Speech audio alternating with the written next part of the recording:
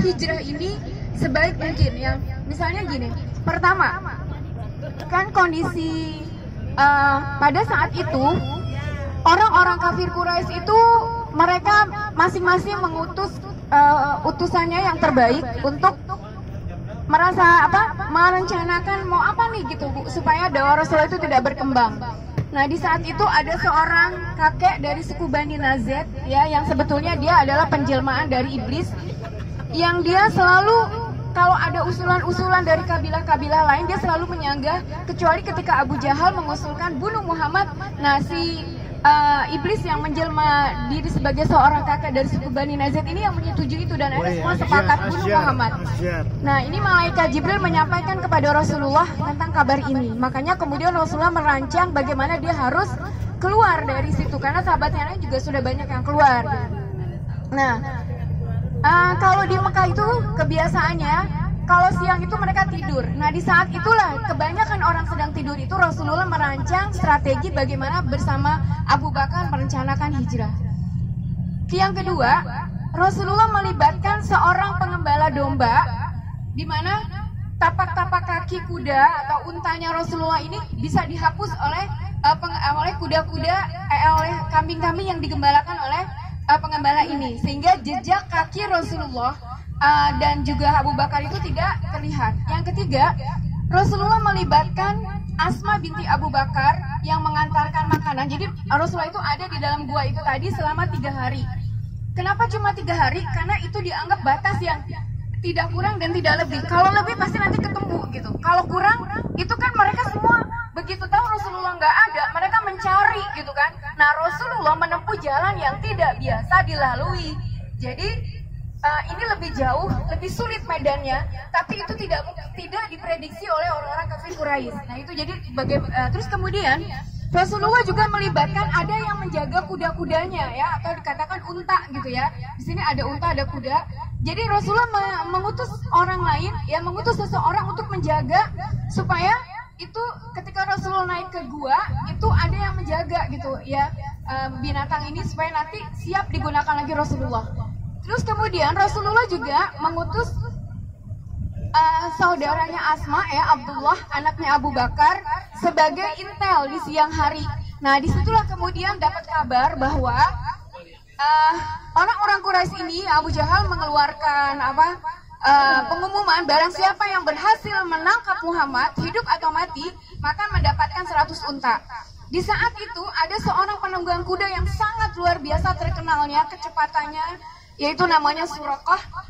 Suraqah ini sangat tertarik dengan sayembara itu, mendapatkan 100 unta. Nah, di sini ketika Suraqah sedang mengejar, tiba-tiba ia mendengar ada orang bersyair. Nah, orang yang bersyair itu adalah jelmaan iblis yang menjelma sebagai seorang manusia yang sedang bersyair. Di mana syair itu intinya tutu, di situ tuh Muhammad. Kemudian Suraqah mendatangi tempat itu, tapi qadarullah 3 kali berturut-turut ini untanya terpeleset, dan bagi orang Arab kalau dia 3 kali itu berarti sial. Dan di situ dia mendapatkan firasat bahwa orang yang dia kejar itu bukan orang sembarangan, dia pasti akan jadi orang terkenal. Disitulah kemudian dia datangi untuk kemudian di sini dia minta kalau nanti kamu jadi orang terkenal di kemudian hari, maka saya termasuk orang yang akan selamat gitu kan. Jadi di situ kemudian Rasulullah menjadikan Suraqah itu mengumumkan kepada siapapun yang nanti kalau ketemu Suraqah bahwa dia tidak tahu di mana Rasulullah berada. Dan di situ Suraqah minta stempel yang distempel sama Abu Bakar, dan nanti kedepannya Suraqah masuk Islam dan mendapatkan mahkota ya dari kemenangan Islam ya, ketika Islam ini mampu memperlebar sayap dakwahnya.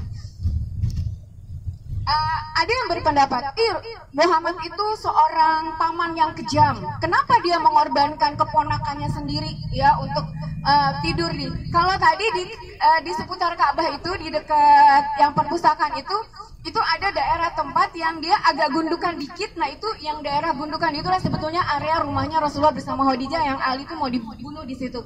Nah, padahal kalau orang Arab gini, kenapa Rasulullah menyuruh keponakannya? Pertama, Ali itu anaknya Abu Thalib yang sampai akhir hidupnya masih sangat dihormati oleh kalangan Quraisy karena tidak memihak agamanya, karena tidak masuk Islam gitu kan. Yang kedua, orang Arab itu kalau dia punya tujuan membunuh si A, dia tidak akan mengalihkan ke si B. Jadi kalau yang dia mau bunuh Muhammad, dia nggak mungkin bunuh selain Muhammad. Yang ketiga, orang Arab itu nggak bakal membunuh orang yang lagi tidur. Jadi pasti dia tunggu sampai bangun. Nah kalau udah bangun kan pasti dia lihat, oh ternyata itu bukan Rasulullah.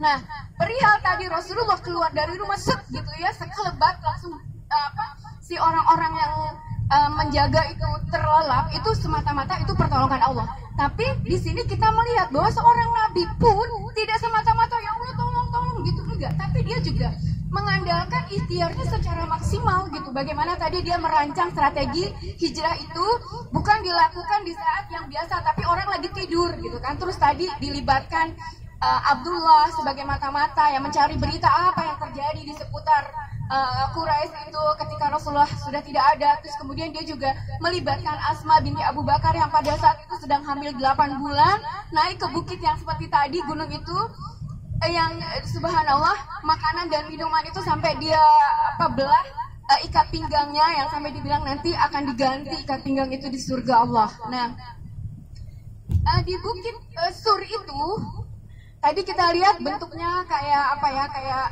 kayak kuali terbalik gitu ya. Ada 3 cekungan itu, dia di depan dan di belakang, dan ini memang sangat kecil. Nah yang mau juga kita ambil pelajaran di sini, subhanallah, itu kan tadi sudah diceritakan Ustadz ya, Abu Bakar masuk dulu ke dalam, dia periksa semua lubang-lubang ditutup, dia pastikan aman, maka dia perintahkan Rasulullah itu masuk ke dalam gua. Pada saat itu Rasulullah karena sudah terlalu letih, dia langsung tertidur di pangkuan Abu Bakar. Kepalanya ada di pangkuan Abu Bakar. Dan pada saat itu Abu Bakar terkaget-kaget ketika melihat ada satu lubang yang belum tertutup, yang letaknya itu di dekat jempol kakinya. Jadi begitu di bawah gitu. Maka tadi luput dari perhatian Abu Bakar karena letaknya sangat di bawah. Maka seketika dia sorongkan kakinya, dia julurkan kakinya untuk menutupi lubang itu. Dan ternyata benar di dalam lubang itu masih ada ular. Seketika itu juga kakinya digigit. Abu Bakar kaget, namun ia menahan rasa sakit itu sekuat-kuat mungkin. Namun ya itulah manusia ya, di situ air matanya mengalir jatuh di pipi Rasulullah yang ada dalam pangkuannya Abu Bakar. Rasulullah kaget, terus dia terbangun dan dia bilang, ada apa Abu Bakar? Abu Bakar diam saja, mukanya sudah pucat. Di situ langsung lihat, wah kakinya digigit ular. Nah ini ada sejarah beda, ada yang bilang cuma diusap, ada yang bilang langsung ditarik itu kakinya Abu Bakar, diambil darahnya itu dibuang sama Rasulullah. Di sini ada cerita bahwa bagaimana luar biasanya ya ukhuwah di antara mereka. Rasulullah sebagai pemimpin yang nggak geli gitu ya, misal tadi karena ingin menyelamatkan juga Abu Bakar, karena dia juga tahu bagaimana Abu Bakar terhadap dia. Di sini ya ukhuwah yang sangat luar biasa gitu.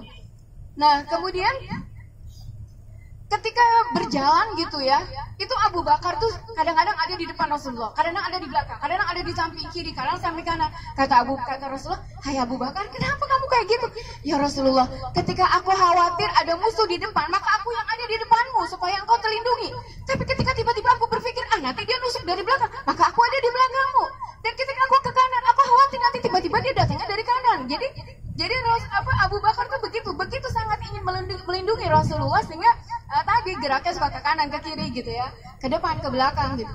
Nah di saat mereka ada di dalam gua itu, tiba-tiba Abu Bakar kaget karena dia melihat ada orang-orang Quraisy yang mengejar ke situ. Gemeter Abu Bakar. Maka kata Rasulullah, la tahzan, innallaha ma'ana.